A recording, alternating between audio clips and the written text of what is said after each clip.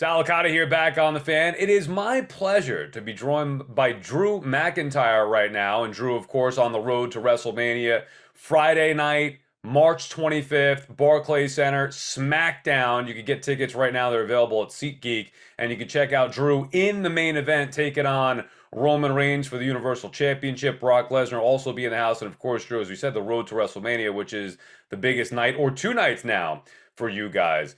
You in particular had your great WrestleMania moment a couple years ago, Drew, but it was during the pandemic. You ever feel like you got robbed because there were no fans in attendance in that particular case? I wouldn't necessarily say robbed. It's not exactly how I envisioned it when I was a child in Scotland. I obviously imagined being in the main event, fighting for the title, tens of thousands of people screaming. And when it finally happened for me, I was in the main event of WrestleMania. I was fighting Brock Lesnar for the WWE Championship. And unfortunately, it was the height of the pandemic and there was zero fans there. But also, I knew that every other sport had shut down, every other entertainment company had shut down. WWE was the only escape during that scary time. And I was in the main event. It was my real story, all the ups and downs I've been through. It could give a feel good ending and a feel good moment for everybody around the world. So winning that title wasn't just for me, it was for everyone around the world. And to see the feedback afterwards, how much it helped people, how much it made them smile during those times. The social media feedback been up 60% from the year prior. It's a cool moment for me. It's a WrestleMania that will never be forgotten. Nonetheless, I still want that main event with tens of thousands of people in attendance. So I'm going to be working towards that as quick as I can. For this WrestleMania, I'll be kicking Happy Corbin's butt. And in the Barclays, I'm going to be kicking Roman Reigns' butt on the way to WrestleMania. You know, it's funny, Drew. I never thought of it like that, but you brought up an excellent point. And I know for you, you'd rather be there with the packed house, whatever stadium that it's going to be in, raising that championship belt up. However, during the pandemic, you could argue fans needed that more. The whole world changed. Everybody was dying for entertainment. And even though there weren't fans in the building, people watching, the social stuff. So if you look at it, half glass full type guy, I guess, you know what, that was a special moment. It'll always be remembered for many different reasons. And you had your moment at that particular time. Yeah, that's the thing. Like each year, WrestleMania has incredible moments. And historically, it will be forgotten. You can watch it back on the network on Peacock, or you can check the clips on YouTube. But nobody will forget the WrestleMania when the world stood still. And when I get the opportunity to speak to people who watched that WrestleMania, be it in virtual meet and greets, meeting them in person on the street now that we can travel around again, when they tell me how much it helped them, where people were literally in tears and telling me it saved their life, like that is more important than anything to me. Now, how do you get back to where you were in that moment winning? I know you get a big match, like you said, against Corbin at WrestleMania. You're wrestling in this Friday night SmackDown at the Barclays Center, March 25th. You can still get tickets, SeatGeek. You're wrestling in the main event against Roman Reigns. You've been wrestling with Brock Lesnar, Roman Reigns, left and right here. So you're there, but not maybe the spot you want to be just yet. How are you getting back to being on top again? Just got to stay the course. We are a 52-week-a-year product. There's no reruns, no off seasons in WWE, and it just depends what you're up to the particular time of year, what you're going to do at WrestleMania. For me, I was in this heated feud with Corbin, so that's the most logical match. That's whose butt I want to kick in front of the entire world. But the title is what I want. It's where I want to be, and I've not been champion in front of fans. I've been world champion for 300 days, and I'm the only person in history that's been champion for that long in front of zero fans. Some virtual fans, which is pretty cool. But I want that title. I want Roman Reigns, and I want to raise it in front of our live WWE universe. So I'm just going to keep pushing ahead. My fans get louder and louder every single week. They're pushing for that big match with Roman.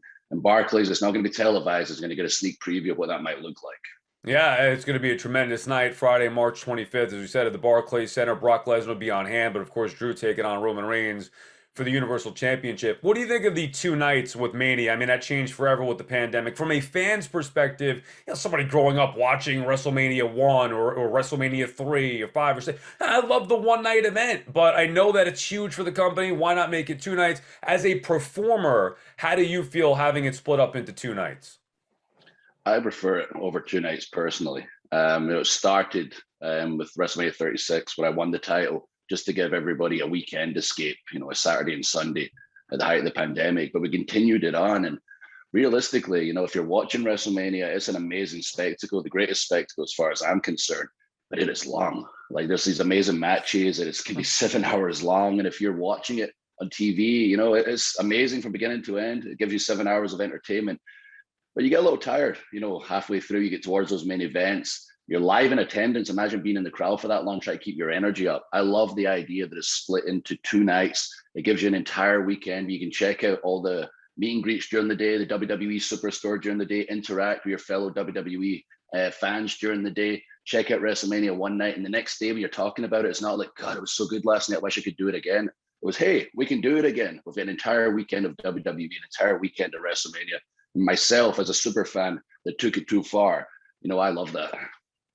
You're a super fan yourself. Give me some guys that you grew up watching, maybe guys that if you could go back in time and wrestle, who would it be? I'm assuming I'm a little bit older than you for, my time WrestleMania 3, like you said, or WrestleMania 5. What about you growing up? Give me some guys that you loved when you were watching wrestling as a kid.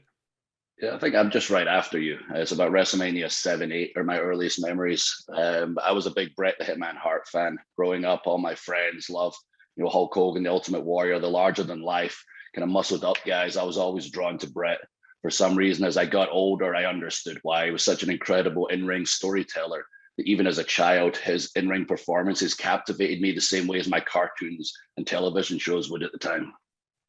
Drew, I gotta ask you, do you eat sugar? I mean, dude, you're in unbelievable shape. That's the one thing that stands out to me. I know your in ring work is great, but I mean, your physical condition, it makes me wonder what is in your diet exactly.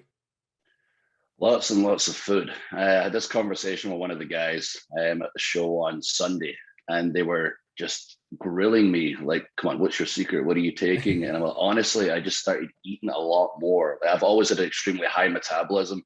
If anybody looks at my earlier pictures of my career, I've always been in good shape, but super lean. It was very hard for me to gain weight, but I didn't really follow any particular diet. I still don't to this day. I always worked out hard, and I had a neck injury a few years ago. And around that time, I decided to cut out the negatives in my life, like alcohol, etc., and focus on eating more. My buddy back home said, "Trust me, Drew, eat more, you will grow." So I increased my meals from about 3, 4 times a day to 5, 6 times a day. And the weight just flew on like crazy. It was unbelievable. And I still work out just the same as I always have, which is extremely hard. I eat all those meals. I get those calories in. There's no specific meal I eat. I eat burgers all the time, pizza all the time. That works for me. I don't suggest that for everybody. I have such a high metabolism. That's what it takes to keep the size on. And this particular superstar who did not believe me on Sunday was very upset that I kept telling him, for me, pizza and burgers is key. That is unbelievable. Everybody's going to be jealous. Forget about you winning the title. I mean, I wish I could eat pizza and burgers and look the way that you do. Is incredible shape. You mentioned, having an injury with your neck. I just saw Big E, of course, last week or a couple weeks ago, unfortunately broke his neck. Can you give us an update? I was following a little bit with your social media, and I know you went to visit him. Can you give us an update on Big E and how he's doing right now? Yeah, he's in great spirits. He updated the world himself on social, so I'm not speaking out of turn, that he got very lucky with the injury. Obviously, injuries, are never a good thing, but just considering the situation, they are part of our job. He's been extremely fortunate. He's such a positive guy. We were able to talk privately about my experiences with a very similar injury.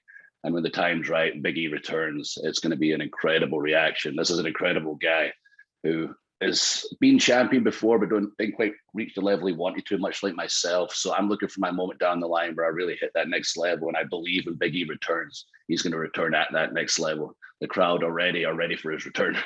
As a performer, you see one of your mates go down like that, it just reminds, I'm sure, the fragility of the whole thing and the dangerous nature of what you do. How do you not let that creep into your mind, you and your fellow, people there working in that locker room where something significant like that happens? How do you not let that get into mind? Because you got to go out there and still perform right afterward. Yeah, I mean, you can't think about it. When you start thinking about it, that's when accidents happen. That's when injuries happen. You're putting your own health on the line, your opponent's health, in your hands, and you're, making sure throughout your performance that nobody comes out hurt. But unfortunately, the nature of our industry, accidents do happen, injuries do happen. People don't think about it too much, and they've got whatever comments they're going to make. But nobody, unless you're in the industry, will understand how much talent and technique it takes to avoid getting injured every single match. And thankfully, it doesn't happen often, but when it does, you just pray for the best. And considering the situation, this is best case scenario for Big E, thank goodness. Couple more for you, Drew, and we appreciate the time here. Friday night, March 25th, Barclays Center. Drew McIntyre taking on Roman Reigns for the Universal Championship in the main event. Of course, the road to WrestleMania. What's up with that sword, dude? You have to carry that sword around everywhere you go. That's got to be a little bit of a pain in the neck, no? Yeah, I don't carry it around everywhere I go. I might have tried initially walking into TSA, and they asked, "Have you got any laptops or anything in your bag you'd like to declare?" I was like, no, no. Well, there's this bloody great 5 foot Claymore sword I have to declare. So unfortunately, I can't get it through security. So it rides private. I'm still on commercial flights. The sword's on private, living it up, sipping champagne, getting a bit of a big head. So I need to bring the sword back down to earth someday. It's little brothers in the corner, actually. If you look behind me, there's a giant shillelagh in the corner, like the Irish weapon over there, and there's a little sword behind it. That's the big sword, Angela's little brother over there. Never Let's keep call it them Dave. too. Let's call it Dave. I never keep them too far from you. Now, Drew, tell me a little bit about your history here, leaving the company or getting fired. I'm somebody who could relate, got fired, and now I'm hired back, and I love it.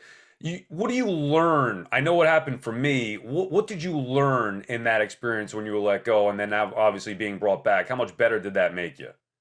Well, I wouldn't be the person I am today without being fired. It taught me perspective, humility, hard work, being honest with myself, and I try to pass those lessons on to everybody today. I had to do it the hard way, but in the end, all it takes is something I read from The Rock in his book when I was a kid, and I should have listened. But all it takes is all you got. And somewhere along the line, I stopped giving it all I had. And when I got fired, I had to look myself in the mirror and say, "You stopped giving it your all." Even if I had a lot of negatives going on in my personal life, professionally, I could have been working a lot harder. I could have been honest with myself. And I tell everyone today, not just in wrestling, just in every walk of life, if you can look in the mirror first thing in the morning and say, "I'm going to give it my all today to achieve my goals and be a good person while I do it." And at the end of the day, you look back in the mirror and say, "I gave it my all today." You don't answer to anyone else. You can't lie to yourself. You look in that mirror, and if you can honestly say, "I gave it my all today," and you continue that process every day, you'll achieve all your goals. You'll achieve all your dreams while being a good person. And if you want more lessons about that, I put it in book form right here. Chosen Oh, look at that. Destiny. I may Drew have to check that out. McIntyre. Drew McIntyre book. You can go check that. It's on shelves now, I'm assuming. Amazon. We Yeah, could. it's been out for about a year now, and it just got released on paperback last month, which was really cool as well. And that's another thing. Like, it wasn't written because I want to tell everyone my wrestling story. It's more the lessons I learned, the ups and downs throughout my career, and to teach and show everybody, no matter how dark the times get, there's always a light at the end of the tunnel, and that was important to me. My favorite piece of feedback from the book. Yeah, Drew, I love hearing that story because, like I said, it happened to me too. And I'm kind of with you in that you try to share those lessons. You almost wish everybody could go through it because I would not be the same person. I would not be where I am if I didn't go through that and take a deep look in the mirror. But not everybody goes through that. I do think people could benefit from that. Clearly, you were somebody that has benefited from that. And I will check out that book now. I'm interested. By the way, that Rock book, also an excellent book. One of the books that I read at first that got me into reading. Last one for you. Well, a couple things actually. It's 316 Day. Steve Austin back at WrestleMania. You do anything special for 316 Day? I know it's all over social media. People going nuts. Yeah, I mean, pretty sure I've recorded some clips with their social team doing impressions of Stone Cold, so they'll probably show up at some point today. And I've been very fortunate. I've had a chance to spend some time with Steve. If you're on the Peacock app, you can check out my interview with Steve on the Broken Skull Sessions. That's a guy with, well, I thought I had the most passion for wrestling in the world. And WWE, like, Stone Cold is the most passionate man in the world. And we talked for about 7, 8 hours straight. They had to cut it down to an hour and a half. So many lessons to be learned from him. And just what a guy. When I was a kid at school and no one watched wrestling, and I was the kind of quiet, weird wrestling kid, he's the one that made everybody start talking about wrestling. I walked in one day and everyone's wearing Stone Cold merchandise. So the world's turned upside down. And I got the chance to tell him, like, "Mate, you made wrestling cool." And it's cool. We celebrate his day every year. And Yeah. It'd be fun to see him back too at WrestleMania. All right, last one for you. St. Patrick's Day, March 17th. I mean, dude, I know you said you're cutting out the alcohol and all that stuff, but what are you doing for St. Patrick's Day? I'm assuming that's a big day for you. yeah, not as big as a day for Sheamus, but I'll probably swing around to his house, and I'm sure we'll get into some good, clean fun. Yeah, oh, that's right. Keep it clean. That's the most important thing. Drew, we appreciate the time. Friday night SmackDown, March 25th, the road to WrestleMania, Barclays Center, Drew McIntyre, Roman Reigns, main event, and then, of course, WrestleMania taking on Corbin. Thanks so much for your time, Drew. We appreciate it. No, thank you, brother. A good chat. Hopefully, we get to do this in person one day. Yeah, love to. Awesome. Thank you, brother. Thank you, Drew. Best of luck, man. We'll talk to you soon.